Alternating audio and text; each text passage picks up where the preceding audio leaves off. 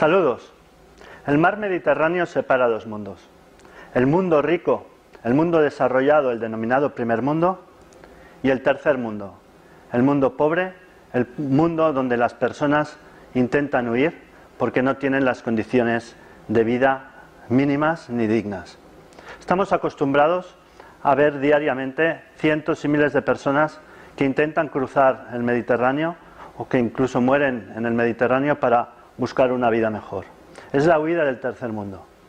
En la sesión de hoy intentaremos ver cuáles son las claves que explican por qué un continente tan rico en recursos y tan rico en posibilidades es, sin embargo, el continente más empobrecido de la Tierra y donde las condiciones de vida son las peores que podríamos encontrar en todo el planeta.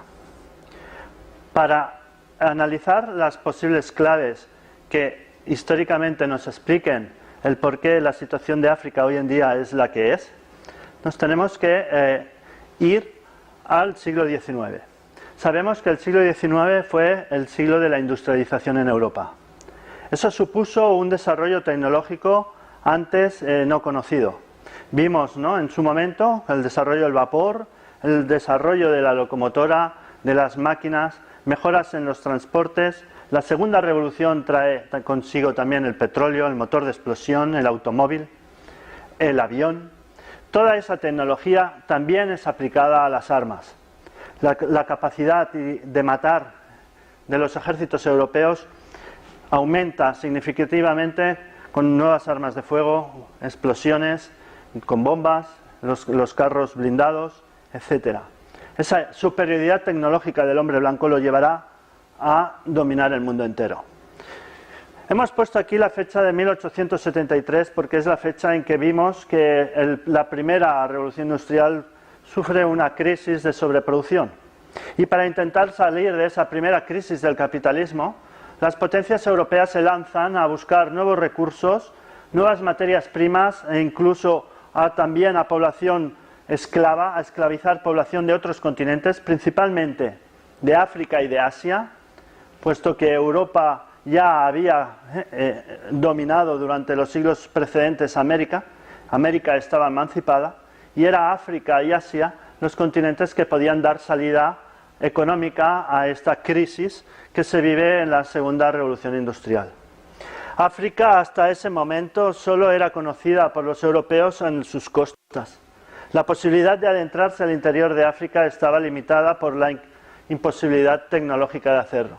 Con los avances que hemos visto de la segunda revolución industrial, los países europeos se adentran al corazón de África para calibrar cuáles serían los recursos que pueden interesarles y someter también a la población a sus intereses económicos.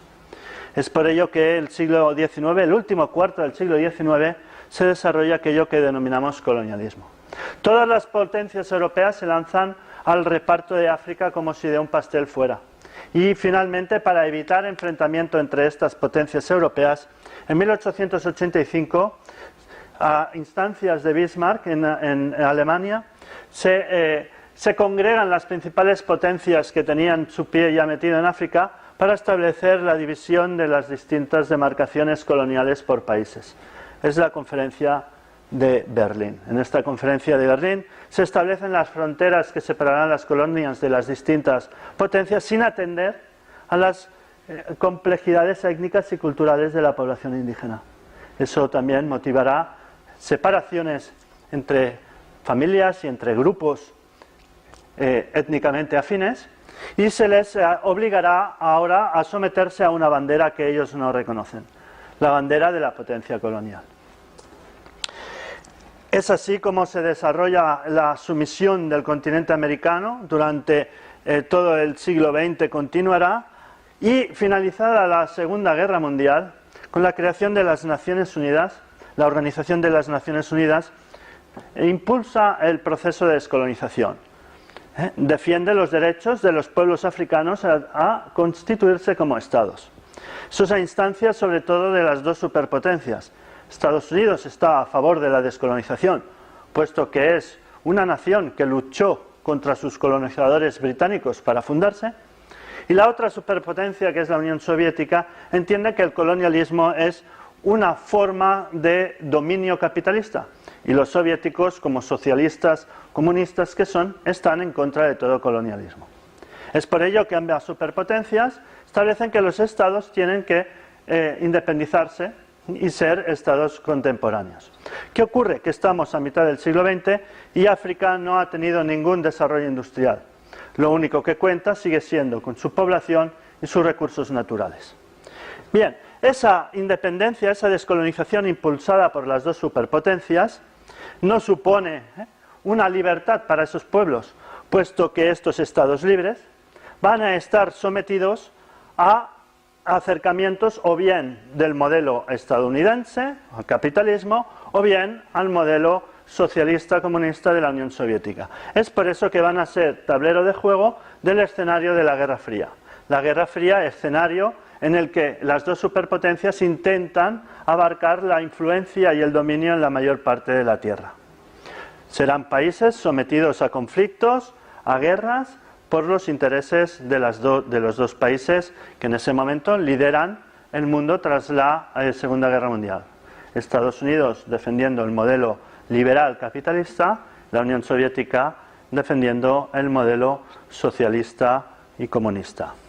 Bien, finalmente, como sabemos, la Guerra Fría finalizará cuando la Unión Soviética se desintegre y desaparezca. Hablamos pues ya de este siglo XXI de un mundo globalizado, un mundo ya no dividido entre estos dos modelos de Estado, sino un mundo en el que triunfa el capitalismo, en el que triunfa el liberalismo y en el que Estados Unidos se erige como superpotencia. En este mundo globalizado, África seguirá siendo solo interesante por sus recursos naturales y por su mano de obra. Es así como ya no los países ocupan territorios, sino que serán las multinacionales y las empresas que litigarán para tener la influencia de los nuevos gobernantes para poder explotar los recursos que sean interesantes. Este nuevo modelo de sometimiento de los países africanos a los intereses de las multinacionales que comprarán a sus gobernantes, que les armarán y que harán todo lo posible para intentar aprovecharse de la infinidad de recursos naturales con los que cuenta el continente, es lo que llamamos neocolonialismo. Neocolonialismo ya no lo hacen los estados, sino que lo realizan las empresas, las grandes multinacionales. Colonialismo, en el siglo XIX, eran los estados los que directamente ocupaban los territorios. Así pues, África sigue sumida en una pobreza, sigue siendo un continente sin industrializar, sigue siendo un continente que tiene todos los males, las guerras, las epidemias, las pandemias y demás, y que Occidente, los países ricos, solo miran por sus propios intereses, nunca para ayudarlos a desarrollar. Muchas gracias, hasta la próxima sesión.